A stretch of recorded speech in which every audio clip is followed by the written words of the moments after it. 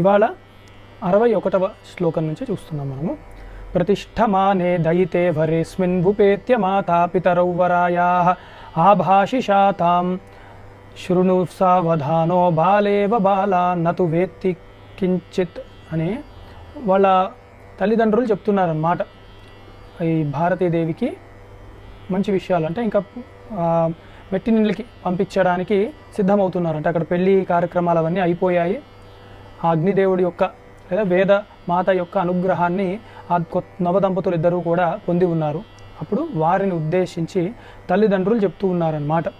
భారతీదేవిని పిలిచి మొట్టమొదట చెప్తూ ఉన్నారన్నమాట, ఇంకా నీవు చక్కగా ఉండాలి, సావధానముగా వింటూ ఉండాలి, ఇంకా ఇప్పుడు వివాహం అయినది కాబట్టి చక్కగా మాట్లాడుతూ ఉండాలి అని వారికి ఇద్దరికీ కూడా మంచి విషయాలు చెప్తూ ఉన్నారు. అంటే ఈ సందర్భంలో ఒక వివాహం చేసుకునే వారికి వారి తల్లిదండ్రులు కూడా ఏమి చెప్పాలి అసలు అన్నది ఉండాలి. అది వీళ్ళు వినేటట్టు కూడా ఉండాలన్నమాట. ఆ విషయాన్ని మనకి ఇక్కడ విద్యారణ్య స్వామి వారు చక్కగా ఇలా ఇప్పుడు కొనసాగించే శ్లోకాలన్నింటిలో కూడా మనకి తెలుపుతూ ఉంటారన్నమాట. ఎవరెవరు ధర్మాలు ఎలా ఉండాలి, భార్యను భర్త ఎలా చూసుకోవాలి, భర్తను భార్య ఎలా చూసుకోవాలి, అటు అత్త మావగారులని వీళ్ళు ఎలా చూసుకోవాలి, ఈ విషయాలన్నీ ఈ మిగిలిన శ్లోకాల్లో మనకి వాళ్ళు తెలుస్తూ ఉంటుందన్నమాట. బాలైర్యం క్రీడతి కందుకాద్యైః జాతక్షుధా గేహముపైతి దుఃఖాత్ ఏకేతి బాలా గృహకర్మనోక్తా సంరక్షణీయ నిజపుత్రితుల్యా అని మండనమిశ్రుడికి చెప్తున్నారన్నమాట వారి అత్తామావ గారు.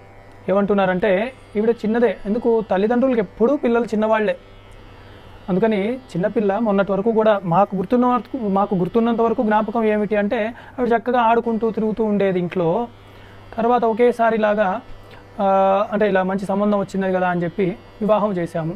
ఇక్కడ ఎప్పుడు కూడా చిన్నతనం బాగా గుర్తుంటుంది. ఇప్పుడు మీరు మీ తల్లిదండ్రులను ఎవరైనా అడిగినా కూడా మరి చిన్నప్పుడు విషయాలు చెప్తారు, కానీ బాగా రీసెంట్గా ఉన్నవి తెలియదు. ఎందుకంటే మనం చిన్నప్పుడే తల్లిదండ్రులకి దగ్గరగా ఎక్కువగా ఆడుకుని అలా చేస్తాం. అందుకని ఇక్కడ ఎప్పుడు కూడా ఇవి చిన్నపిల్లనే, తల్లిదండ్రులకి ఎప్పుడు పిల్లలు చిన్నవాళ్లే, అలా ఆడుకుంటూ తిరుగుతూ ఉండేది. ఎలా ఆడుకునేది అంటే ఆకలి వేస్తే తప్ప ఇల్లు గుర్తురాదు. అప్పుడప్పుడు ఆకలి కూడా మర్చిపోతూ ఉంటుంది, అంత అలసిపోయి ఆడుకుంటూ ఉండేది. అలాంటి ఆవిడ ఇప్పుడు మీ దగ్గరికి వస్తుంది కాబట్టి మీరే ఆవిడ్ని నిజపుత్రికలా మీ యొక్క కుమార్తెలాగానే మీ ఇంట్లో చూసుకోవాలి అని ఆ తల్లిదండ్రులు వీరితో పలుకుతున్నారన్నమాట. మండనమిశ్రుడి యొక్క తల్లిదండ్రులతో హిమమిత్రుడు వాళ్ళతో మాట్లాడుతున్నారన్నమాట. బాలేయ మంగవచనైర్ మృదుభిర్విధేయ కార్యాన రూక్షవచనైర్న కరోతి రుష్ట కేచిన్మృదూక్తివశగా విపరీత భావాః కేచిన్ద్విహాతుమనలం ప్రకృతిం జనోహి అని. అప్పుడప్పుడు చిన్నపిల్ల కదా, తెలియక ఏదో ఒకటి మాట్లాడుతూ ఉంటుంది, కొత్త ఇల్లు కూడా కాబట్టి. అందుకని గబుక్కున కోప్పడకండి, ఏదున్నా కూడా కొంచెం మెల్లిగా మాట్లాడితే తాను అర్థం చేసుకోగలుగుతుంది. అన్నీ కూడా అవే సమయం బట్టి అనుకూలముగా ఉంటాయి అని వీళ్ళకి చెప్తూ ఉన్నారన్నమాట. కేచిద్విజాతిరధిగమ్య కదాచిదేనా ముద్వీక్ష్య లక్షణమవోచదనిందితాత్మా మానుష్యమాత్ర జననం నిజదేవ భావే తస్మాచ్చ వో వచనముగ్రమయోజ్యమాస్యాం అని చెప్పి ఆ భారతీదేవి గురించి కూడా చెప్తుందన్నమాట. ఈవిడ పుట్టినప్పుడు కూడా చక్కగా చాలా గొప్ప జాతకురాలని చెప్పారు. అంటే ఇప్పుడు చిన్నపిల్ల ఇలా అంటున్నారు కదా, అలా అని అనుకోవడానికి వీల్లేదు. ఈవిడ మానుష్యమాత్ర జననం నిజ దేవభావే అన్నారనమాట. అంటే పుట్టినప్పుడే ఈవిడ జాతకం చూసి ఖచ్చితంగా ఈవిడ వేదమాతకి ఉండవలసిన అంతటి విద్య ఈవిడికి ఉంటుంది. ఖచ్చితంగా ఇలాంటి జాతకాలు మనుష్యుల్లో చూడలేము, ఎవరో దేవతనే మీ ఇంట్లో పుట్టి ఉండొచ్చు అని చెప్పారు. దీన్ని బట్టి ఆవిడ ఆడుకుంటున్నట్టు కనపడినా, కొంచెం పరాకుగా అప్పుడప్పుడు అనిపించినా కూడా మీరు గబుక్కున అలా అనుకోకండి. ఈవిడ ఖచ్చితంగా పుట్టినిళ్ళకి మెట్టినిళ్ళకి కూడా మంచి పేరు తీసుకొచ్చే ఒక స్వభావం గలది, చక్కగా చదువుకున్నది కూడా అని చెప్తున్నారన్నమాట. అంటే బ్రహ్మవేత్తలు ఎప్పుడో చెప్పేశారు ఆవిడ గురించి అని. సర్వజ్ఞతా లక్షణమస్తి పూర్ణమేషా కదాచిద్వదతో కథాయాం తత్సాక్షి భావం వ్రజితా నవద్య సందిశ్య సావేవమసౌ జగామా అని చెప్పి ఈవిడ సాక్షాత్తు సరస్వతి అవతారము లాగానే అందరికీ గోచరిస్తుంది. తన విద్య అంత గొప్పగా ప్రకాశిస్తోంది. అప్పటికే లగ్నపత్రిక ఆవిడ రాసుకుంది, మనం మర్చిపోవద్దు. ఇప్పుడు తల్లిదండ్రులు పిల్లలా ఉంది అని చెప్తున్నారు. నిజంగా చిన్న పిల్ల ఆడుకునే వయసు అని మనం అనుకోకూడదు, తల్లిదండ్రులకి అలాగే కనపడుతూ ఉంటుంది అనమాట ఎప్పుడు కూడా. అది ప్రకృతి సహజం. ఎందుకంటే మర్చిపోకూడదు, ఆవిడ లగ్నపత్రిక ఆవిడ రాసి ముహూర్తం పెట్టింది, అంత గొప్ప చదువు ఉన్న ఆవిడ. అందుకని ఆవిడ రానున్న కాలంలో కూడా గొప్ప పండితులు ఇద్దరు ఉంటే వారిద్దరి మధ్యలో ఆవిడ సాక్షిగా ఉండి నిర్ణయాన్ని తీసుకుంటుంది. ఎవరు జయము ఎవరిది అపజయము అన్నది తీసుకుంటుంది ఆవిడ. అంత గొప్ప పాండిత్యం కలిగింది ఆవిడ అని చెప్తున్నా. అంటే అది ముందరే చెప్పేశారు, భవిష్యత్తుని ఆ బ్రహ్మవేత్తలు జాతకం చూడగానే చెప్పేశారనమాట. అంటే అంత గొప్ప పాండిత్యం ప్రతిభ ఉన్నది ఆవిడికి అని. శ్వశ్రుర్వరాయ వచనేన వాచ్యా స్నుషాభిరక్షాయ తతే హితస్యాం విక్షేపభూత తవ సుందరీయం కార్యాగృహే కర్మ శనైశ్శనైస్తే. ఇప్పుడు అత్తగారింటికి పంపిస్తున్నాం కదా, అత్తగారే ఇంకా తల్లి కాబట్టి గబుక్కున అన్ని పనులు వీడికి ఇక్కడ రావు. అంతకనుకున్నా ముద్దుగా పెంచుకున్నాం మేము కాబట్టి ఏ తల్లిదండ్రులను అలాగే పెంచుతారు. కాబట్టి ఇప్పుడు మీ కోడలు మీకు నచ్చినట్టే ప్రవర్తిస్తుంది. మీకు ఏమేమి కావాలో అవన్నీ మీ కోడలికి చెప్పి మీరే చేసుకోవలసి, ఆ పనులు చేయించుకోవలసి ఉంటుంది. అయితే కొత్త ఇల్లు, కొత్త ప్రదేశము, కొత్త పనులు కాబట్టి వెంటనే ఆమె చెయ్యలేకపోవచ్చు. కానీ శనైస్తే అన్నట్టు మెల్లిమెల్లిగా సర్దుకుంటుంది ఆవిడ కూడా. కానీ కొంచెం ఓపికగా ఉండవలసినది అని చెప్పి ఈ అత్త అంటే భారతీదేవి వారి యొక్క అత్తామామలతో భారతీదేవి యొక్క తల్లి వారు చెప్తున్నారు, మా తల్లిదండ్రులు ఇలా విన్నవించుకుంటున్నారు అనమాట. అంటే అమ్మాయిని అప్పగించేటప్పుడు చెప్పుకునే సంభాషణ ఇది, మాట్లాడుకునే సంభాషణ ఇదే. బాల్యేషు బాల్యత్ సులభోపరాధ సనేక్షణీయో గృహిణీ జనేన వయం సుధీభూయ హి సర్వ ఏవ పశ్చాద్గురుత్వం శనకై ప్రయాతా అని చెప్పి ఆవిడ చెప్తున్నారు అనమాట. వాళ్ళ వియ్యాల వారికి చెప్తూ ఇలాగా అందరికీ సహజమే, పిల్లల స్వభావం. అందరూ కూడా చిన్న వయసులోనే అంటే ఇలా యవ్వనం రాగానే వాళ్ళు పెళ్లి చేసుకుని అలా అత్తారింటికి వెళ్ళడం ఎప్పుడూ కూడా జరిగే విషయమే. అయితే మీ అదృష్టం కూడా ఏమిటి అంటే ఈవిడ చాలా సద్గుణ సంపన్నురాలు భారతీదేవి. అలాగే మంచి కీర్తి ప్రతిష్టలు, అలాగే శీలత్వం కలిగినది, సదాచారము కలిగినది పతివ్రత ఈవిడ. అందుకని ఇంత గొప్ప విద్యామూర్తి కూడా మీకు లభించడం మీకు కూడా చాలా అదృష్టమే అండి. ఎందుకనేది ముందే జాతకంలో చెప్పారు కాబట్టి. అందుకని ఈమె మీద మీకు అన్ని విధాలుగా స్వతంత్రం ఉన్నది అని చెప్తుందన్నమాట. అత్తగారికి చెప్తోందా వాళ్ళ అమ్మనే, మీకు సర్వ స్వతంత్రములు ఈవిడ మీద ఉంది. అయితే మెల్లిమెల్లిగా మీరు ఏదైనా పనులు ఉన్నా కూడా చెప్తూ ఉండండి. ఒకేసారి అన్నీ చెప్పేసి కంగారు పెట్టేసి అయ్యో ఏం పని చేయట్లేదే అని అనకండి. వయం సుధీభూయ హి సర్వ ఏవ అని అందరూ కూడా ఇలాగ మెల్లిమెల్లిగా నేర్చుకున్న వాళ్ళే కొత్తల్లో. అందుకని అది మనం అర్థం చేసుకొని కొన్ని తప్పులు చేస్తూ ఉంటారు. ఇది మనసులో పెట్టుకొని మెల్లిమెల్లిగా ఆవిడకి చెప్తే చక్కగా పని చేయగలుగుతుంది. ఆ సామర్థ్యం ఉన్నది నా పిల్ల అని మా తల్లి వాళ్ళ పిల్ల గురించి అంటే వాళ్ళ కూతురు గురించి ఉభయ భారతీదేవి వారి యొక్క తల్లి చెప్పిందనమాట. దృష్ట్వాభిధాతుమనలం చ మనోస్మదీయం గేహాభిరక్షణ విధౌ నహి దృశ్యతేన్యః దృష్ట్యాభిదాన ఫలమేవ యథా భవేన్నౌ బ్రూయాత్తథేష్ట జనతా జననీం వరస్య. ఇప్పుడు ఎలా చెప్తుంది అంటే వధువు ఎప్పుడు కూడా మెట్టినిల్లు అంటే ఇలా భర్త గారి ఇంటికి వెళ్ళినప్పుడు ఆ రక్షణ భారం అంతా కూడా ఆవిడ చేతిలో కూడా ఉంటుంది. అందుకని అలాగే ఆ ఇంటి ఇల్లాలను కూడా చూసుకునే బాధ్యత ఆ భర్త యొక్క తల్లిదండ్రులు అంటే అత్తామావ గారికి కూడా ఎప్పుడూ ఉంటుంది. అందుకని వారు చెప్పినట్టునే వినాలి అని చెప్తున్నారు అని చెప్తూ అల్లుడు గారికి కూడా చెప్తున్నారు అనమాట. మీకు ఎప్పుడూ కూడా మీకు నచ్చినట్టే ఈవిడ నడుచుకుంటూ ఉంటుంది. ఇష్టమైన బంధువులు వీళ్ళందరూ అత్తగారింట్లో మీరు వచ్చినా కూడా వారందరికీ కూడా చక్కగా మర్యాదలు అవన్నీ ఇస్తూ వారికి ఎలా కావాలో అలాగే మర్యాద చేస్తూ మిమ్మల్ని ఎప్పుడూ కూడా నొప్పించకుండా ప్రవర్తించే బాధ్యత నా కూతురు ప్రవర్తిస్తూ ఉంటుంది. మిమ్మల్ని నమ్ముకుంటూ వచ్చింది కాబట్టి మా కూతురు మీరు తనను కూడా నొప్పించకుండా ఉండే ప్రయత్నం మీరు చేయవలసినది అని అల్లుడు గారితో ప్రార్థిస్తున్నారన్నమాట. విన్నవించుకుంటున్నారు అని. వత్సే త్వమద్య గమితాసి దశామపూర్వాం తద్రక్షణే నిపుణధీర్భవ శుభ్రు నిత్యం కుర్యాన్న బాల విహృతిం జనతోపహాస్యం సానావివా పరమియం పరితోషయేత్తే అని. ఎప్పుడు కూడా పిల్లలు ఎంత పెద్దగా ఎదిగినా కూడా తల్లిదండ్రులకి వారు ఎప్పుడు చిన్నపిల్లలే. అంటే నిజానికి 90 ఏళ్ళు తల్లిదండ్రులకు వచ్చినా కూడా ఈ పిల్లలకి 70-60 ఏళ్ళు వచ్చినా కూడా వీళ్ళని చిన్నపిల్లల్లాగే చూస్తూ ఉంటారు. ఇంకా కూడా అంటే 70 ఏళ్ళు వచ్చినవాడు అంటే వాడికి కూడా మనవలు ఉండొచ్చు లేదా పిల్లలు పెద్ద అయిపోయి ఉండొచ్చు. అయినా కూడా ఈ 90 ఏళ్ళ తల్లిదండ్రులు ఏం చేస్తుంటారు, తిన్నావా, సరిగ్గా పడుకుంటున్నావా, 70 ఏళ్ళు బ్రతికిన వాడికి తెలీదా అంటే వీరికి ఎప్పుడూ ముద్దే అనమాట. చిన్నపిల్లలు అంటే పిల్లలు వాళ్ళ పిల్లలు ఆ ఆప్యాయత మమకారం ఉండనే ఉంటుంది. కాబట్టి ఎప్పుడు కూడా మా కుమార్తె ఎప్పుడు చిన్నపిల్లనే మాకు, అందుకని మా గారాల పట్టి ఆవిడ మా మాటలు ఎప్పుడు చక్కగా విని పాటిస్తూ ఉంటుంది. అట్లాగే ఇప్పుడు మీ ఇంటికి వచ్చినప్పుడు కూడా మీ మాటలన్నీ చక్కగా వింటుంది, మీకు నచ్చినట్టే ప్రవర్తిస్తూ ఉంటుంది అని చెప్తున్నారనమాట. చెప్తూ పాపకి అంటే వాళ్ళ అమ్మాయికి భారతీదేవికి చెప్తున్నారనమాట, మాకు ముద్దుల బిడ్డవి, కానీ అటు వెళ్ళినప్పుడు నీకు బాధ్యత కూడా ఉంటుంది, వారు నేను చక్కగా మాలాగే చూసుకుంటారు, కానీ ఇంకా అక్కడ నువ్వు ఇక్కడ ఆడుకుంటున్నాను, ఇక్కడ కొంచెం పర్వాలేదులే మా అమ్మ నాన్న పనులు చూసుకుంటారు అన్నట్లు నువ్వు అక్కడ ఉండకూడదు. అలా ఉంటే తల్లిదండ్రులకు కూడా చెడ్డ పేరు వచ్చే అవకాశం ఉంటుంది. అందుకని అలా మటుకు చేయక, అక్కడ నీకు ఒక బాధ్యత ఉంది, నువ్వు గృహస్థాశ్రమంలో ప్రవర్తించావు కాబట్టి చక్కగా ఎప్పుడు బుద్ధి కుశలత నీకు ఉన్నది కాబట్టి గంభీరంగా ప్రవర్తించాలి నువ్వు.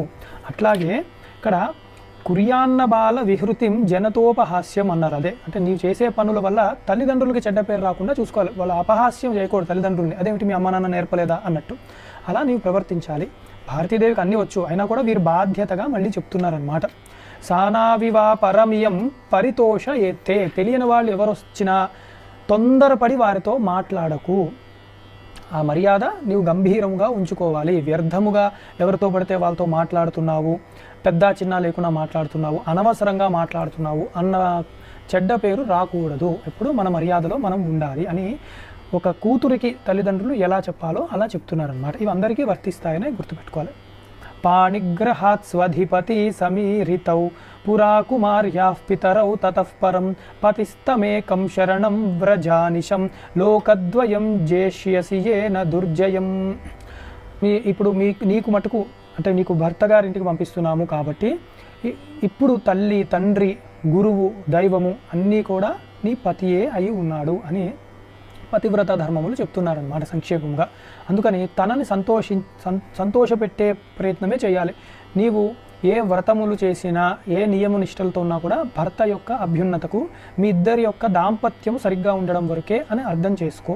ముఖ్యంగా ఇప్పుడు వ్రతము భర్తని చూసుకోవాలి అని వచ్చినప్పుడు మటుకు భర్తకే ప్రాధాన్యత ఇవ్వు, అంతకంటే పాతివ్రత్యము కన్నా గొప్పది ఏది లేదు. అందుకని అంటే తను కూడా అదే అడిగింది కదా, నేను చక్కగా విశ్వరూపుడిని సేవ చేసుకుంటానని అడిగింది ఆవిడ ముందు కూడా, అదే విషయాన్ని కూడా చెప్తున్నారు అన్నమాట తల్లిదండ్రులు మళ్ళీ కూడా. అందుకని నీవు చక్కగా అతన్ని సుఖపెడుతూ సంతోషపెడుతూ ఉండు, అదే ఇహము పరము కూడా నీకు ఆనందాన్ని కలిగిస్తున్నది అని చెప్పారన్నమాట. పత్యావభుక్తవతి సుందరిమా స్మ భుంక్ష్వా యాతే ప్రయాతమపి మా స్మ భవేద్విభూషా పూర్వాపరాధి నియమోస్తి నిమజ్జనాదౌ వృద్ధాంగనాచరితమేవ పరం ప్రమాణం అని ఎప్పుడు కూడా భర్తకు అనుకూలముగా నీవు నడుచుకుంటూ ఉండాలి. అన్నీ నోరు తెరిచి తను చెప్పలేడు కాబట్టి నీవు మెల్లిమెల్లిగా అర్థం చేసుకోవాలి, తనకి ఎక్కడ ఏ పని అవసరం అవుతుంది, ఎక్కడ నీవు వెన్నుముక్కలాగా వెనకే ఉంటూ తనకి సహాయము చేయాలి. అలాగే అప్పుడప్పుడు తనకి కోపం రావచ్చు, నీవు గబుక్కున నీవు కూడా కోపము తెచ్చుకోకు, అర్థము చేసుకో. మెల్లిగా సమయము వచ్చినప్పుడు తానే అర్థం చేసుకుంటాడు అని చెప్తూ ఇక్కడ తను తినక ముందు నీవు తినే ప్రయత్నం చేయకు అంటున్నారు. అంటే భర్తకు వడ్డించి తర్వాత నీవు తిను అని చెప్తున్నారన్నమాట. చెప్తూ అలాగే పొద్దున్నే ఇంట్లో వాళ్ళు లేవక ముందరే నీవే చక్కగా లేచి నీ బాధ్యతలు నీవు నిర్వర్తిస్తూ ఉండు అని చెప్తున్నారన్నమాట. ఇంకా భర్త ఇంట్లో లేనప్పుడు నీవు ఎక్కువగా అలంకారము చేసుకుంటూ అందరి దృష్టిలో పడేటట్టు చేయకు, ఎందుకంటే అనవసరంగా అందరిని ఆకర్షించినట్టు అవుతుంది, ప్రమాదంలోకి వెళ్తుంది అని కొంచెం జాగ్రత్త చెప్పే విషయం అన్నమాట, అంతకంటే ఏం కాదు ఇక్కడ. అందుకని అంటే అలంకరణ కూడా స్త్రీ ఎందుకు చేసుకుంటుంది, లేదా పురుషుడు ఎవరికి అందంగా కనపడాలంటే దంపతులు భార్యాభర్తలు ఒకళ్ళకొకళ్ళు అందంగా కనపడాలి, బయట వాళ్ళ గురించి కాదనమాట అందంగా కనపడేది. ఆ విషయం ఇక్కడ తెలుసుకోవాలి. అందుకే ఈ వరుడికి కూడా ఎప్పుడు స్నాతకంలో అంటే వివాహం చేసేటప్పుడు అప్పుడు స్నాతకం అది అయ్యాక ఆ వివాహం చేసే సమయంలోనే వాడికి దువ్వుకోవడానికి దువ్వెన అద్దం అవన్నీ చూపిస్తారనమాట కార్యక్రమం. అంటే అప్పుడు అవసరం వీడికి అందంగా తయారవ్వాలి. దేనికి? భార్యని ఆకట్టుకోవడానికి. అలాగే భార్య కూడా చక్కగా దేనికి తయారవ్వాలి అంటే భర్తను ఆకట్టుకోవడానికి, వీళ్ళిద్దరి మధ్యలో అనురాగం ఉండడానికి. అంటే కానీ ఇంట్లో ఎలా పడితే అట్లా ఉండి బయట తిరిగేటప్పుడు చక్కగా తయారవుతున్నారు ఈ కాలంలో, ఇది వేరే. కానీ యథార్థానికి ఆ అందం దేనికి అంటే వారిద్దరికి ధర్మబద్ధముగా ఇద్దరు దంపతులు ఉన్నారు కాబట్టి ఒకళ్ళకొకళ్ళు ఆకర్షించుకోవడానికి మాత్రమే. ఆ విషయాన్ని ఇక్కడ చెప్తున్నారన్నమాట. అలాగే వాళ్ళు కూడా వస్తూ ఉంటారు, వారికి గౌరవం ఇస్తూ ఉండు అని చెప్పి వృద్ధాంగనాచరితమేవ పరం ప్రమాణం అని. వృద్ధులు అంటే ఇక్కడ ముత్తైదువులు ఉంటారు, అంటే ఇప్పుడు అత్రి అనసూయ అలాంటి గొప్ప దంపతులు అలాంటి వారు ఉంటారన్నమాట పతివ్రతలు. అలాంటి వారి చరిత్రలవన్నీ చదువుకుంటూ ఉండు, పాతివ్రత్య ధర్మములు ఇంకా బాగా తెలుస్తూ ఉంటాయి, అవి పరమ ప్రమాణములు మనకి అని వారి అమ్మగారు భారతీదేవికి చెప్తూ ఉన్నారన్నమాట. రుష్టేధవే సతి ఋషేహ నవాచ్యమేకం క్షంతవ్యమేవ సకలం సతుషామ్యతీర్థం తస్మిన్ ప్రసన్నవదనే చకితే వత్సే సిద్ధ్యత్యభీష్టమనఘే క్షమయైవ సర్వం అని చెప్తే, ఎప్పుడు కూడా ఒకవేళ నీ భర్త కోపముతో రుష్టేధవే సతి అన్నారు అంటే, ఎప్పుడన్నా కోపముతో గబుక్కున ఆయన ఒక మాట అంటే నీవు కూడా కోపాన్ని వెంటనే తెచ్చుకొని తిరిగి సమాధానం చెప్పి నీ సంసారాన్ని పాడు చేసుకోవద్దు.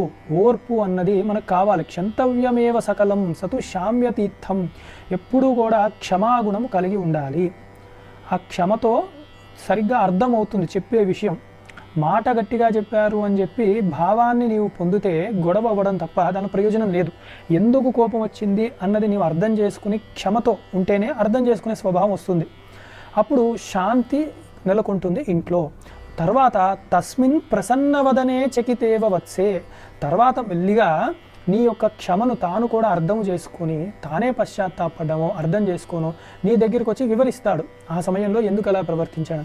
అప్పుడు ఇద్దరూ కూడా శాంతముగా మీ దాంపత్య జీవితాన్ని చక్కగా గడపచ్చు. అంతేగాని ఒకళ్ళు అరిచారు కదా ఇంకోళ్ళు అలా చేసుకోకూడదని తన తల్లి భారతీదేవికి చెప్తూ ఉన్నదన్నమాట. భర్తుస్సమక్షమపి తద్వదనం సమీక్ష వాచ్యో న జాతు సుభగే పరపూరుషస్తే కిం వాచ్య ఏష రహసీతి తవోపదేశః శంకావధూ పురుషయో క్షపయేద్ధి హార్దం. అసలు జగద్గురువులు కాబట్టి విద్యారణ్యులు వారు ఈ కాలదోషము లేకుండా ఈ నీతులవన్నీ అయితే శాస్త్రం చెప్పినవే వీరు చెప్పారు. ఇలాంటి విషయాల్లో శాస్త్రం చెప్పింది కాబట్టి కాలదోషం లేకుండా ఉంటుందన్నమాట. ఎంత గొప్ప విషయాలు చెప్పారంటే తన తల్లి మళ్ళీ భారతీదేవి చెప్తున్నదన్నమాట. ఏమిటంటుందంటే భర్తు సమక్షమపి తద్వదనం సమీక్ష అని చెప్పి, ఎప్పుడు కూడా నీ భర్త అలసిపోవడాలు అవి నీవు అంటే అలసిపోకుండా నీవు చూసుకో. అలాగే భర్త ఉండగా నీవు నిద్రపోతూ అలా ఉండకు. ఎప్పుడు తనకి స్నేహభావంతో దగ్గరగా ఉంటూ ఉండాలి. ఎప్పుడు కూడా తనకి నచ్చినట్టు నీవు ప్రవర్తిస్తూ ఉండాలి. అలాగే కిం వాచ్య ఏష వాచ్యోన జాతు సుభగే పరపురుషస్తే, ఎప్పుడైనా కూడా నీ భర్త ముందు ఉండగా నీ భర్త దగ్గర ఉండగా కూడా పరపురుషులతో తీయగా దగ్గరగా వెళ్ళి మాట్లాడి అలాంటి పనులు చెయ్యొద్దు అని చెప్తున్నారన్నమాట. అంటే తెలియని దోషములు ఏమైనా వచ్చే లేనిపోని అనుమానాలకి దారి తీసే అవకాశము ఉంటుంది అని చెప్తున్నారన్నమాట. అంటే ఇప్పుడు మండన మిశ్రుడు అలా ఉంటాడా, వేరే వాళ్ళు అట్లుంటాడా అలా కాదు, ఇక్కడ జనరల్గా రూల్స్ అన్నమాట చెప్తున్నారు. ఇవేమిటంటే సేఫ్టీ మెజర్స్ లాగా కొంచెం జాగ్రత్తగా ఎవరి కళ్ళల్లో పడకుండా ఇలాంటివి చేయకూడదు. అంటే భర్త ఉండగా కూడా నీవు జాగ్రత్తగా ఉండాలి, భర్త లేనప్పుడు ఎట్లాగూ జాగ్రత్తగా ఉండాలి, అది అక్కడ చెప్పేది విషయం. కానీ పరపురుషులు వాళ్ళు వచ్చినప్పుడు నీవు చనువు తీసుకొని దగ్గరగా వెళ్ళి ఏదో తీయగా మాట్లాడి అలా చేయకూడదు. అలాగే కింవాచ ఏష రహసీతి తవోపదేశ, నీ సంసారంలో జరిగే విషయాలు ఉంటాయి, అవి మాతో సహా ఎవరికి కూడా ఆ రహస్యములు అవి ఎవ్వరికీ చెప్పకూడదు. మీ ఇద్దరి మధ్యలోనే ఉండాలి నీ కుటుంబ విషయాలు. మీ అత్తగారు ఇలా ఉన్నారు, మీ మామగారు అట్లా ఉన్నారు, నీ భర్త ఇట్లా ఉన్నారు, ఈ విషయాలు ఆ 4 గోడలు దాటి ఎక్కడ వెళ్ళకూడదు. ఏది చెప్పాలన్నా నీ భర్తకే చెప్పాలి తప్ప బయట వెళ్ళకూడదు. అలా ఒకవేళ నీవు కనుక బంధుజనువులకు కానీ నీ స్నేహితులకు కానీ చెప్పడం మొదలు పెడితే ఎప్పుడో అప్పుడు వాళ్ళే చిచ్చు పెడతారు నీ సంసారంలో. అందుకు అతి జాగ్రత్తగా ఉండు ఈ విషయంలో, ఎక్కడ నోరు జారకు. అలాగే శంకావధూ పురుషయోహో క్షపయేద్ధి హార్దం అని చెప్పి ఇలాంటివన్నీ చేయడం వల్లనే, అంటే పైన చెప్పినట్టు నీవు చేయడం వల్ల ఒకవేళ ఎవరన్నా ఏ స్త్రీ అన్నా చేసినా ఏ మనుషులన్నా అలా చేస్తే అప్పుడు ఆ విషయాలే కొంప కొల్లేరవ్వడానికి దారి తీస్తాయి. అప్పుడు ఈ బంధుజనాలు ఈ స్నేహితులు వీళ్ళే మీ సంసారంలో తెలిసో తెలియకో మళ్ళీ చిచ్చు పెడుతూ ఉంటారు. మీ ఇద్దరి మధ్యలో మీ నలుగురు మధ్యలో జరిగిన విషయము మీ నలుగురే సరి చేసుకోవాలి. బయట ఎవడికో వచ్చి చెప్తే వాడొచ్చి ఏదో చేస్తాడు అనుకోలేం, 3వ వ్యక్తి వచ్చి చెప్పడం వల్ల అప్పుడు గొడవ పెద్దదవ్వడము చిచ్చు పడడం అవుతూ ఉంటుంది. అప్పుడప్పుడు చాలామంది కూడా ఎప్పుడు సంసారము పాడైపోతుందా చూసి నవ్వుకుందామా అన్న దుష్టులు కూడా ఉంటారు. కాబట్టి ఇంకా జాగ్రత్తగా ఉండి నీ భర్తతో నీ ప్రేమ అనుబంధము అనురాగము ఎలా వృద్ధి పొందుతూ ఉండాలో దాని అందే దృష్టి పెట్టు తప్ప వేరే వాళ్ళకి చెప్పడం వల్ల ప్రయోజనం ఏదీ లేదు, అది ఇంకా దూరాన్నే పెంచుతుందన్న గొప్ప ధర్మశాస్త్రాన్ని చెప్తున్నారన్నమాట. ఇక్కడ అలాగే ఆయాతి భర్తరితుపుత్రి విహాయ కార్యాముత్థాయ శీఘ్రముదకేన పదావసేకః కార్యో యథాభిరుచిః సతి జీవనం వా నోపేక్షణీయమణుమాత్రమపీహ కంతే. ఇంకా చెప్తున్నారు, ఎప్పుడైనా నీ భర్త గారు బయటకి వెళ్ళినప్పుడు నీవు చాలా జాగ్రత్తగా ఉంటూ ఉండాలి. అలాగే భర్త ఎప్పుడన్నా పని మీద బయటికి వెళ్ళి వచ్చిన వెంటనే నీవు ఏం చేయాలి, ఆయాతి భర్తరితు పుత్రి విహాయ కార్య, అంటే కార్యం అయిపోయి వచ్చిన వెంటనే హే పుత్రి మీ భర్త ఇంటికి వస్తే ఉత్థాయ శీఘ్రముదకేన పదావసేకః, కొంచెం చల్లటి మంచినీళ్ళు ఆయనకి ఇచ్చి తనకి ఏమైనా అవసరమా అన్నది చూసుకో. ఏ పని ఉన్నా కూడా పక్కన పెట్టని చెప్తున్నారనమాట. ఏ పని ఉన్నా పక్కన పెట్టి ఆయన అలసిపోయేలా బయటకి అంత కార్యంలో. అంటే గ్రామాంతరాలు కదా అప్పుడు, యథార్థానికి ఇప్పుడు అలాగే ఉన్నాయి. ఉద్యోగాలకు పోవాలంటే 30-40 కిలోమీటర్లు వెళ్తున్నారు ఒక్కొక్కళ్ళు. ఇది గ్రామాంతరమే ఒక రకంగా. అందుకని ఏ పని ఉన్నా కూడా మొట్టమొదట తనని స్వాగతం చెప్పి కొంచెం మంచినీళ్ళు అలా, అంటే కాళ్ళు కడుక్కోవడానికి అలా నీళ్ళు ఇచ్చి తర్వాత తాగడానికి చక్కగా మంచినీళ్ళు అవి ఇస్తే తనకు కూడా ఆప్యాయత ఇంకా పెరుగుతూ ఉంటుంది, నీ అందే మనసు ఉంటుంది. కార్యో యథాభిరుచి హే సతి జీవనం వా నోపేక్షణీయ మణుమాత్ర మహీహ కం తే అని చెప్పి, అప్పుడు ఇలాగ నీవు నీ భర్తని చూసుకుంటూ ఉంటే తను అలసిపోయినప్పుడు అలసిపోయాడన్నది అర్థం చేసుకొని తనకి దగ్గరగా ఉంటే అప్పుడు నీ జీవితము ఇంకా గొప్పగా ఉంటుంది, పవిత్రముగా ఉంటుంది. మీ ఇద్దరి మధ్యలో కూడా ప్రేమ అనురాగములు ఇంకా వృద్ధి పొందుతూ ఉంటాయి. మీ దాంపత్య జీవితం ఎప్పుడు సుఖముగా ఉంటుంది అని. ధవే పరోక్షేపి కదాచిదేయుః గృహం తదీయాపి వా మహాంతః తే పూజనీయా బహుమానపూర్వం నోచేన్నిరాశాః కులదాహకా స్యుః అని చెప్పి, ఎప్పుడైనా మీ గ్రామాంతరంలో ఎప్పుడు మీ భర్త అలా వెళ్తూ ఉండగా ఏదైనా కార్యక్రమాలకో దేనికో మీ బంధువులు, వారి యొక్క బంధువులు లేదా మీ బంధువులు వాళ్ళు వస్తూ ఉంటారు. అలాగే గొప్ప గొప్ప మహాపురుషులు కూడా వస్తూ ఉండొచ్చు, అంటే పండితులు, గొప్ప ఉపాసకులు వీళ్ళు వస్తూ ఉంటారు. అయితే భర్త లేడు కదా అని చెప్పి వారికి మర్యాద ఇవ్వక్కర్లేదు అని మటుకు అనుకోకు. భర్త లేకపోయినా ఆ బాధ్యత నీదే అయ్యి ఉంటుంది. కాబట్టి ఎంతలో ఉండాలో అంత ఉంటూ చక్కగా వారి గౌరవ మర్యాదలు ఇస్తూ ఉండాలి. పెద్దవాళ్ళని పూజించుకున్న వాళ్ళు ఎప్పుడూ కూడా వారి యొక్క కులము వంశము అభివృద్ధి చెందుతూ ఉంటుంది. ఒకవేళ ఇంటికి వచ్చిన పెద్దవాళ్ళు, బంధుజనాలు, ఉపాసకులు, పండితులు అలాంటి వాళ్ళు గొప్పవాళ్ళు ఎంతమందో ఉంటారు, తెలియక వాళ్ళు ఆగ్రహిస్తే అప్పుడు కులానికి ప్రమాదం జరుగుతుంది. అంటే వంశముకి, అంటే వారి యొక్క కోపము వల్ల ఈ వంశానికి కీడు జరిగే అవకాశం ఉంటుంది. కాబట్టి వారికి గౌరవ మర్యాదలు నీవు ఇచ్చే బాధ్యత నీకు ఉంటుంది అని కూడా చెప్పింది భారతీదేవి వారి యొక్క తల్లి. పిత్రోరివశ్వశూరయేరనువర్తనీయం తద్వన్మృగాక్షీ సహజేష్వివ దేవరేషు తే స్నేహినో హి కుపితాత్ ఇతరేతరస్య వ్యోగం విభిద్యురితి మే మనస్సి ప్రతర్కః అని చెప్పి ఓ మృగాక్షి అన్నమాట. అంటే చక్కటి కన్నులు గల భారతీదేవి, అంటే చక్కగా అన్ని పరిశీలించే స్వభావం ఉన్నది అని అన్నమాట అక్కడ అర్థం. ఆవిడ ఎప్పుడు కూడా నీవు మమ్మల్ని ఎలా చూస్తావో, నీ తల్లిదండ్రులను ఎలా చూస్తావో, మీ అత్తామామగారులని అంతగా చూడాలి, ప్రేమగా చూడాలి, గౌరవముగా కూడా చూడాలి. అలాగే నీ సోదరులను, సహోదరులను, అంటే అక్కా చెల్లెలని, అన్నాతమ్ములను ఎలా చూస్తూ ఉంటావో నీ భర్త యొక్క అన్నాతమ్ములను, అక్కా చెల్లెలను కూడా, అంటే ఆ బంధుజనాలను కూడా నీ జనులలాగానే చక్కగా చూస్తూ ఉండాలి. అలాగే తే స్నేహినోహి కుపిత ఇతరేతరస్య అని, నీ భర్తకు ఎవరైతే స్నేహభావంతో ఉంటారో వారి యందు నీ కోపముగా ఉండకూడదు, ఆగ్రహముగా ఉండకూడదు. వారి యందు కూడా చక్కగా మర్యాద ఇస్తూ ఉండాలి. లేకపోతే వీళ్ళందరూ కూడా నీ యొక్క సంసారంలో చిచ్చు పెట్టే అవకాశం ఉంటుంది. అంటే మమ్మల్ని సరిగ్గా చూసుకోవట్లేరు, అత్త మామల్ని సరిగ్గా చూసుకోవట్లేరు అని నీ భర్తకి ఏమన్నా చెప్పచ్చు. మర్దులనో లేకపోతే బావగారులనో వీళ్ళెవరినన్నా కూడా సరిగ్గా చూసుకోవట్లేరని ఇలా కంప్లైంట్లు ఇచ్చి నీ భర్త మనస్సుని పాడు చేయొచ్చు. వీళ్ళు నీ భర్త యొక్క స్నేహితులు లేకపోతే ఇలా పండితులు వాళ్ళు వచ్చినప్పుడు కూడా సరిగ్గా చూసుకోకపోతే, మీ ఇంటికి వస్తే ఏం మర్యాద ఉంటుందయ్యా, నువ్వు ఉంటే చెప్పు అప్పుడే వస్తాము, ఇలా లేనిపోనివన్నీ నీ భర్తకు ఎక్కించి నీ సంసారంలో చిచ్చు పెట్టే అవకాశం ఉంటుంది. కాబట్టి కూడా నీవు చాలా జాగ్రత్తగా వీరందరినీ గౌరవిస్తూ ఉండాలి అని చెప్తున్నారన్నమాట.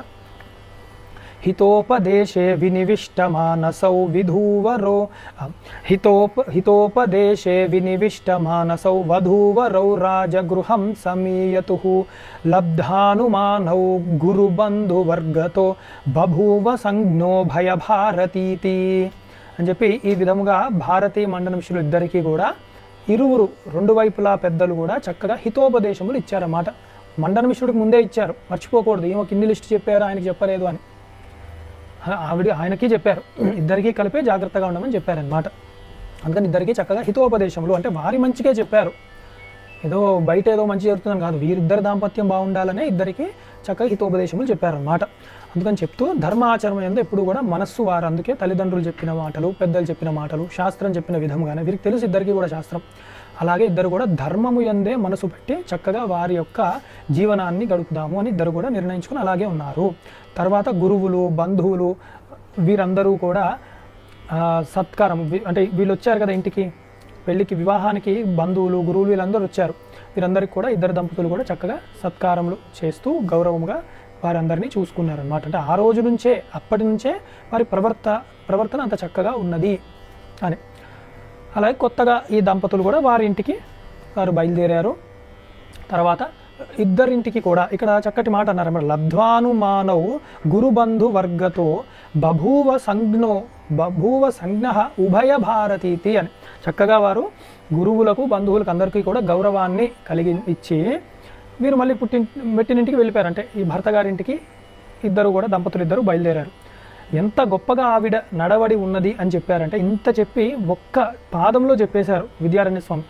బభూవ సంజ్ఞోభయ భారతితి, పుట్టినిల్లుకి మెట్టునిల్లుకి కూడా గొప్ప కాంతి, ప్రకాశము, కీర్తి కలిగించింది కాబట్టి అప్పటి నుంచి ఆవిడని ఉభయ భారతి అన్నారు అని చెప్తున్నారు. ఆవిడ పేరు భారతిట, రెండిళ్ళకి కూడా గొప్ప పేరు తీసుకొచ్చేంత ప్రవర్తన ఉంది కాబట్టి ఉభయ భారతీదేవి అని ఆ పేరు సార్థకం. అప్పటి నుంచి అందరూ ఉభయ భారతి అంటున్నారు అని, అంత గొప్పగా ఆవిడ జీవనం గడుపుతూ ఉన్నది అని. సా భారతీ దుర్వసనేన దత్తం పునః ప్రసన్నేన పురాత్త హర్ష శాపావధిం సంసది వర్త్సతే యత్ సర్వజ్ఞతా నిర్వహణాయ సాక్ష్యం అని మళ్ళీ ఒకసారి మర్చిపోకుండా మనం కథ.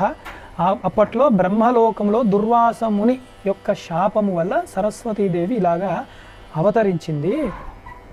ఆహా, ఎంత గొప్పగా ఉన్నది. ఉభయ భారతీదేవిగా వచ్చినా కూడా ఆ సరస్వతి కళలన్నీ కూడా ఆవిడలో సహజముగా ఉన్నాయి.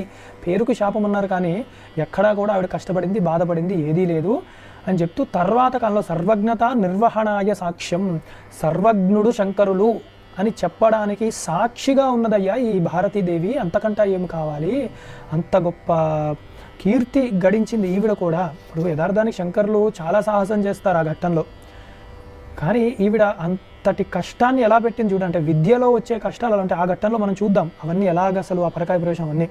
అంటే ఇద్దరు ఒకవైపు తన భర్తనే కూర్చున్నాడు అనమాట వాదనలో మండన మిశ్రుడు, అటు సాక్షాత్తు శంకరాచార్యుల వారు కూర్చున్నారు. వీరిద్దరికీ సాక్షిగా ఈవిడ ఉంది అంటే అసలు ఎంత పరిణతి పొంది ఉండాలి, సాక్షాత్తు శారదాంబనే అని చెప్తున్నారన్నమాట. సభారతి సాక్షిక సర్వవిత్వోప్యాత్మీయ శక్త్యా శిశువద్విభాతః స్వశైశవస్యోచితమన్వకాంక్షీత సకేశవో యద్వదుదారవృత్తః అని శంకరాచార్యుల వారికి ఈ సర్వజ్ఞత్వమును చాటి చెప్పడానికి 2 సార్లు కూడా ఈ సరస్వతీదేవియే ఆవిడ సాక్ష్యముగా నుంచొని ఉన్నది. ఒకటి అక్కడ ఈ ఘట్టంలో మండన మిశ్రుడు శంకరుల యొక్క సంవాదంలో, రెండోది సర్వజ్ఞ పీఠంలో వచ్చినప్పుడు కూడా ఈ సరస్వతీదేవియే శంకరుడు సర్వజ్ఞుడే అని చెప్పి ఆవిడ కూడా నిర్ధారించి సాక్షిగా అన్నీ చెప్పి ఉన్నది. కాబట్టి చాలా గొప్ప ఆవిడ ఈ ఉభయ భారతీదేవి అని చెప్తూ మళ్ళీ ఈ శంకరాచార్యుల వారి యొక్క మహిమల్లోకి మళ్ళీ వస్తున్నారన్నమాట. ఈ శంకరాచార్యుల వారు కూడా చిన్నతనంలో ఎప్పుడు కూడా ఈ చిన్నపిల్లల చేష్టలు అలాన్నీ చేస్తూ ఉన్నారు. ఎందుకు అంటే ఇప్పుడు తర్వాత వచ్చే ఘట్టం అదే, బాలశంకరుడు ఎలా ఉన్నాడు అని చెప్పడం. అలా ఉన్నారు శంకరాచార్యుల వారు. ఆ మహిమలన్నీ కూడా ఇప్పుడు తర్వాత మనం తెలుసుకోబోతున్నాము. అంటే అలా ఎలాగ ఉన్నాయంటే, బాలకృష్ణుడిని మీరు చూడలేదా, బాలకృష్ణుడు ఎలాగ చక్కగా లీలలు చేస్తూ ఉన్నాడో, ఎన్ని మహిమలు చేస్తూ ఉన్నాడో, బాల శంకరాచార్యుల వారు కూడా అంత గొప్ప మహిమలు చేస్తూ ఉన్నారు. కానీ చిన్నపిల్లాడు అని అనుకోవడానికి వీలు లేదు, బాలశబ్దంతో ఇక్కడ జ్ఞానియే చెప్పబడుతున్నాడు అని చెప్తున్నారన్నమాట.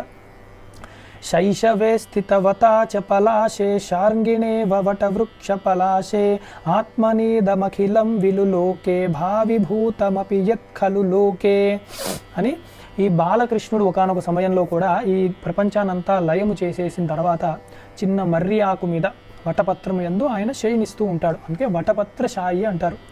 అలాగా ఉంటూ అలా తిరుగుతూ ఉంటాడనమాట. అంతా లయం చేసి ఆయనే ఏకమేవాద్వితీయం బ్రహ్మ అని చెప్పి అలా తిరుగుతూ ఆ ఒక్క బాలకృష్ణుడే తిరుగుతూ ఆనందముగా తన బొటన వేలు తానే నోట్లో పెట్టుకుని అలా అదొక భంగిమ అలా ఉంటాడన్నమాట. ఓంకార స్వరూపంగా ఆయన తిరుగుతూ ఉంటాడు. అలాగే అంటే తిరుగుతూ ఉన్నాడు కదా, అలాగే ఈ బాలశంకరుడు కూడా చిన్నతనం కాబట్టి అలా తిరుగుతూ ఉన్నట్టు కనపడుతూ ఉంటాడు. కానీ ఆ కృష్ణ పరమాత్మకి భూత భవిష్యత్ వర్తమాన కాలములు అన్నీ ఎలా తెలుసో, సృష్టి స్థితి లయములు అన్నీ చేయగల సామర్థ్యం ఉన్నవాడు అలా చక్కగా వటపత్రం యందు తిరుగుతూ ఆనందంగా ఎలా ఉంటున్నాడో ఈ బాలశంకరుడు కూడా అలాంటి వాడే. ఆ చిన్నపిల్లల్లా కనపడినా కూడా ఈశ్వరత్వము ఆయనలో ప్రస్ఫుటంగా కనపడుతూ ఉంటుంది అని చెప్తున్నారనమాట. పోలిక పెడుతున్నారు అలా. తం దదర్శ జనతాద్భుత బాలం లీలయాధిగత నూతనదోలం వాసుదేవమివ వామన లీలం లోచనైర నిమిషైరనువేలం అని చెప్పి ఈ మహేశ్వరుడే సాక్షాత్తు కైలాసవాసి అయిన శంకరుడే ఇక్కడ ఆదిశంకరాచార్యుల వారిలాగా అవతారము చేసి ఉన్నారు. ఈ కృష్ణ భగవానుడేమో బాలకృష్ణుడిలాగా అక్కడ కనపడుతూ ఉంటాడు. అప్పుడప్పుడు వామనమూర్తిలాగా ఇంకో అవతారంలో కనపడుతూ ఉన్నాడు. అలాగే జనాలలో తిరుగుతూ కూడా ఆ వారందరినీ ఆనందిస్తూ కృష్ణ భగవానుడు ఎలాగైతే కనపడుతున్నాడో ఇక్కడ కూడా బాలశంకరుడు కూడా చిన్న బాలకృష్ణుడిలా కనపడుతున్నాడు. తర్వాత ఆయన కూడా ఉపవీతుడు అవుతాడనమాట. ఉపనయన సంస్కారం పొంది ఆయన వామనమూర్తిలా ప్రకాశిస్తూ ఉంటాడు అని ఆ రెండు పోలికలు కూడా పెట్టి అక్కడ బాలకృష్ణుడు ఏ దశలో ఉన్నా కూడా తన చుట్టూ ఉన్న వాళ్ళందరూ ఆనందంగా ఎలా ఉంటారో ఈ శంకరాచార్యుల వారి చుట్టూ ఉన్న వారందరూ కూడా సహజముగానే ఆనందముగా ఉంటూ ఉంటారు.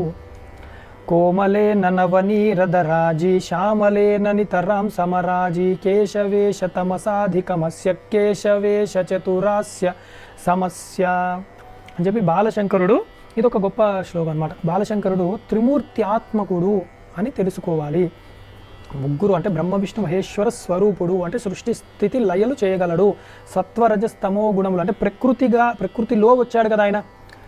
అంటే తన మాయను తానే ఆధీనంలో ఉంచుకుని తాను సంభవం ఆత్మమాయయ అని చెప్పి ప్రకృతిం స్వామధిష్టాయ సంభవం ఆత్మమాయయ అని అలాగా పరమాత్మ ఏది చెప్పాడో అట్లా వచ్చిన వాడే. అందుకని ఈయనలో కూడా ఈ గుణములు అవి ప్రకృతి సహజంగా కనపడుతూ ఉన్నా త్రిమూర్త్యాత్మకుడు శంకరాచార్యులు వారు. అది ఎలా తెలుసు అంటే కేశవేష తమసాధికమస్య అని అన్నారన్నమాట. కేశ అన్ని శబ్దము నారాయణుడికి వాడబడుతోంది. ఎందుకు? కేశి అన్న రాక్షసుడను చంపి ఉన్నాడు కాబట్టి. మరి ఇక్కడ ఎలాగ తెలుస్తోంది బాలశంకరుడు అంటే చక్కగా ఈయన కూడా చక్కటి జట అంటే కేశములు కలిగి ఉన్నాడు కాబట్టి ఈయనని కేశవుడు అని అనొచ్చు. ఆ విష్ణుమూర్తిలాగా ఈయన కనపడుతుంది ఆ గుణము. అలాగే ఈ కా ఆ ష అని చెప్పి ఈ మూడు ఉంటాయి అన్నమాట. కా ఏ ష అని చెప్పి అంటే బ్రహ్మ విష్ణు మహేశ్వరులు వారికి ఈశ్వరుడు అని అర్థం కేశవుడు అంటే. అలాగే ఈయన కూడా త్రిమూర్తి ఆత్మకుడుగా కనపడుతున్న త్రిమూర్తులకు అతీతముగా ఉన్న నిర్గుణ నిరాకార పరబ్రహ్మము అంటే సగుణ సాకారముగా కనపడిన యథార్థానికి నిర్గుణ నిరాకారుడే ఈ బాలశంకరుడు కాబట్టి ఈయనకి ఆ విష్ణు యొక్క లక్షణములు బాగా కనపడుతున్నాయి అని ఒక పోలిక. తర్వాత ఈ శివుడి యొక్క పోలికలు ఎలా కనపడుతున్నాయంటే చిన్నప్పుడు ఈ శివుడికి ఎప్పుడు కూడా జటాజూటం ఉంటుంది. అట్లాగే ఈ చిన్నతనంలో ఇంకా కేశఖండనం వల్ల జరగనప్పుడు అంటే గుండు అవి కొట్టించకుండా శిఖ అవి పెట్టడం ముందు ఏం చేశారంటే వాళ్ళ అమ్మా నాన్న వారు కూడా అది కేరళ రాష్ట్రం మీరు చూస్తే ఆ వచ్చిన వంశం కూడా ఆ బ్రాహ్మణులు వేరేగా ఉంటారనమాట. వారికి శిఖ మధ్యలో ఉంటుంది. అందుకని కొప్పు కట్టే ఆ అలవాటు ఉందన్నమాట. ఆ కొప్పు ఇలాగా బాలశంకరుడు కట్టడం వల్ల అది జటాజూటమా అన్నట్టు కనపడుతూ ఉంది.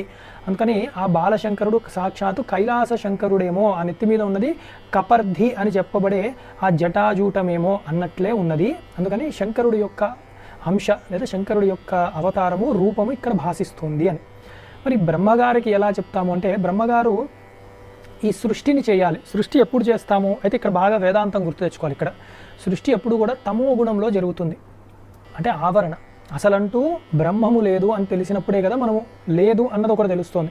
లేని యొక్క విషయంలో మనము ఏదో ఒకటి ఉంది అని ఆపాదించుకుంటూ ఉంటాం. విక్షేపాలు అక్కడ వస్తాయి. మొట్టమొదటి ఆవరణ అక్కడ తమో గుణము. తర్వాత ఏమవుతుంది? ఏదో ఒక చలనత్వం ఇది అది అనుకుంటాం. అది రజోగుణం. అలా వస్తుందన్నమాట అక్కడ. అంటే అటు నుంచి వచ్చే ప్రక్రియ మనం కూడా ఒక చోటు చూసాం అలాంటిది వేదాంతం నేర్చుకునేటప్పుడు. అలాగా బ్రహ్మగారు తమో గుణంలో ఉన్నప్పుడు సృష్టిని నడిపించారన్నమాట. సృష్టిని తయారు చేశారు ఆయన. ఈ ప్రపంచాంతా సృష్టించారు. మరి బాలశంకరుడికి ఎలాగా ఇది ఆపాదిస్తారండి తమో గుణము అంటే ఆయన కూడా బాలుని వలె తిరుగుతున్నాడు కదయ్యా.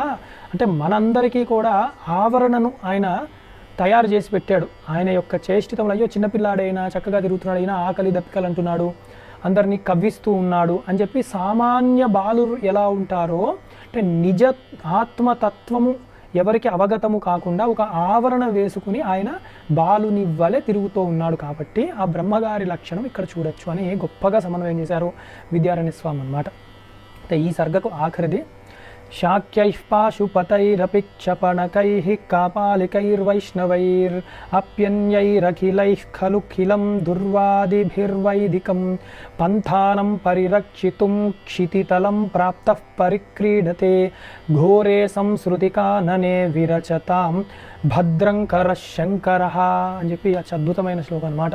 రానున్న వారి యొక్క అవతారం యొక్క ప్రయోజనాన్నంతా కూడా చెప్పే ఒక గొప్ప శ్లోకం ఏమిటి అంటే శాక్తేయులు, పాశుపతులు, అలాగే క్షపణములు అంటే క్షణికవాదములు ఇలాగా చేసేవారు అంటే బౌద్ధులు అప్పట్లో, కాపాలికులు, అలాగే వైష్ణవులు, ఇలాగ అనేక విధములుగా అంటే ఎంత కుమరిల భట్టు వైదిక మార్గాన్ని సవ్యము చేసిన చక్కగా కూడా ఆయన సమన్వయము చేసిన వైదిక మార్గాన్ని కుమరిల భట్టు చక్కగా సమన్వయం చేసి వేదమే గొప్పది, దానికి తగ్గట్టే మనం అన్ని కర్మలు చేయవలసినది అని చెప్పినా కూడా కొందరు మటుకు ఎక్కడో మారుమూలల్లో వెళ్ళిపోయి వారు అక్కడ మళ్ళీ మేము శాక్తేయులు అంటే అమ్మవారినే పూజిస్తాము, అందులో ఇలాగా వామాచారముతో చేయకూడని విధముగా బలులు, రక్తాన్ని సమర్పించడం ఇలాంటి దోషభూయిష్టమైన ఆరాధనలన్నీ చేసేవారు. ఎందుకంటే కాంచీ క్షేత్రం మోక్షపురి, అలాంటి మోక్షపురిలో కూడా ఈ శాక్తేయులను కొందరు చేరిపోయి అమ్మవారికి ఉగ్ర ఆరాధనలు చేయడము, ఇలా వామాచార ఆరాధనలు చేసేవారు అప్పట్లో. మనం చూస్తాం అవన్నీ కూడా దిగ్విజయాల్లో. శంకరులే ఆ కంచి క్షేత్రంలో ఇవన్నీ కూడా సరిచేసే మళ్ళీ చక్కటి ఆచార వ్యవస్థ అవన్నీ ఏర్పరిచారనమాట. అందుకని ఆ కంచి క్షేత్రం అంతా ఎప్పుడు కూడా మోక్షపురిగా ఎప్పుడు ఉన్నదే, అది శంకరుల కన్నా ముందరే ఆ క్షేత్రము ఎప్పుడు మహాత్మ్యమైనది. అలాగా అనేక చోట్ల చేశారు. అఖిలాండేశ్వరి క్షేత్రంలో కానీ అక్కడ కూడా ఇలాంటి వామాచారాలన్నీ ఉంటూ ఉండేవి అప్పట్లో. అన్నీ కూడా వారు అన్నీ కూడా చక్కగా ఏది సాంప్రదాయం అనేది మళ్ళీ నిర్దేశించారనమాట. అలాగే పాశుపతులు అన్నారు.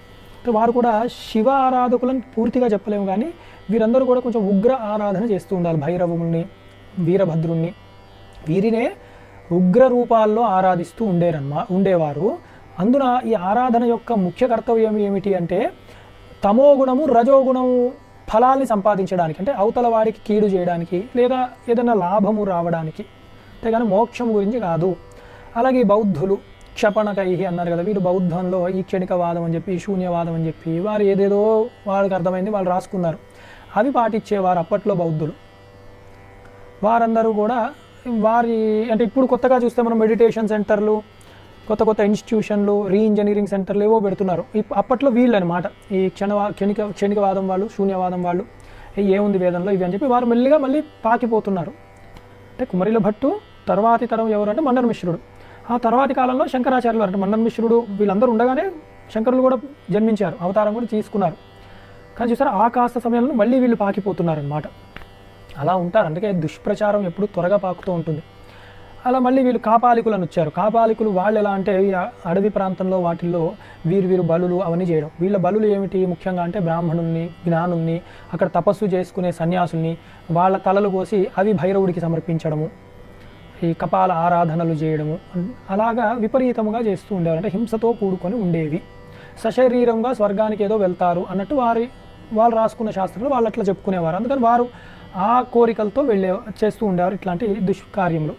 ఈ కాపాలికుల్ని కూడా సంఘటన మనకు ఉంటుందన్నమాట ఈ శంకర దిగ్విజయాలు. అలాగే ఇంకా వైష్ణవులు అని చెప్పి విష్ణువే పరమమైన ఆరాధ దైవత, విష్ణువు తప్ప ఎవరు మాకు గొప్ప కాదు అని చెప్పి వీరు కూడా ఒకానొక విభాగము చేసేసుకొని మేము వేరే, మీరందరూ వేరే.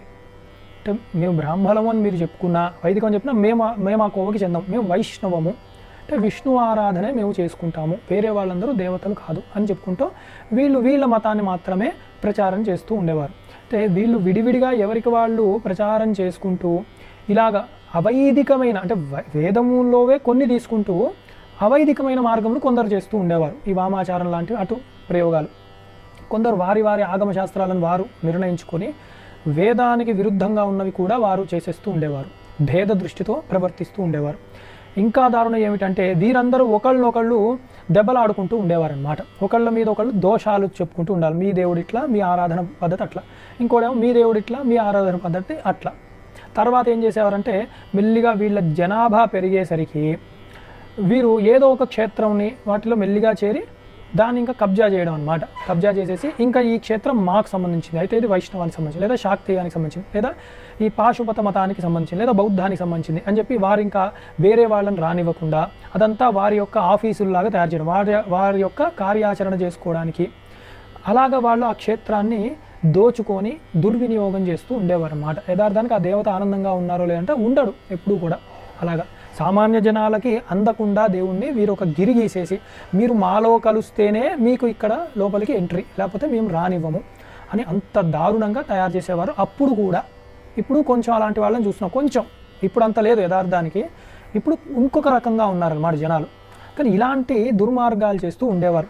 అలాంటి వారిని ఈ అవైదిక మతాన్ని, పూర్తి అవైదిక మతం ఒకటి, కొందరు వేదంలోనే ఆస్తిక మతాలు, కొందరు నాస్తిక మతాలు, కొందరు ఆస్తిక మతాల్లోనే భేద దృష్టి చూసుకుంటూ ఇలాంటి దుర్మార్గాలు చేసేవాళ్ళు. ఇలాంటి వాళ్ళందరినీ ఖండించడానికి అని చెప్పి ఒక చెట్టు కిందకి తీసుకువచ్చి, ఒక నీడలోకి తీసుకువచ్చి చక్కటి సమన్వయాన్ని చేయడానికి జగద్గురు ఆదిశంకరాచార్యుల వారు యొక్క అవతారము తీసుకున్నారన్నమాట. వారి అవతారం వచ్చినది.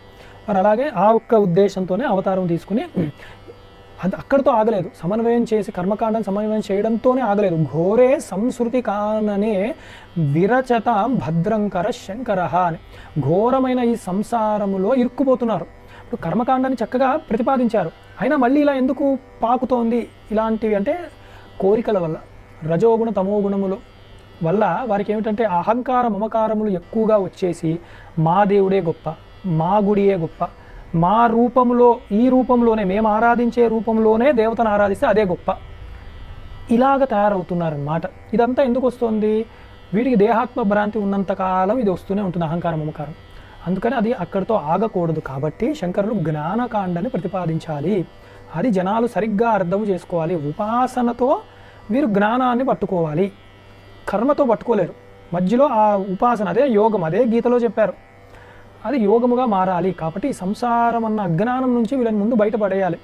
అప్పుడు వీరు ఇలాంటి మూర్ఖమైన పనులు చేయకుండా ఉంటారు అని చెప్పి ఆ జగద్గురు ఆదిశంకరాచార్యుల వారు చక్కగా అవతరించి ఉన్నారు. ఇది శ్రీ మాధవీయే తత్తదేవతావతారార్థక సంక్షేప శంకరజయే తృతీయ సర్గ అభవత్ అని ఇక్కడితో తృతీయ సర్గ గురువుగారి అనుగ్రహంతో పూర్తి అయి ఉన్నది.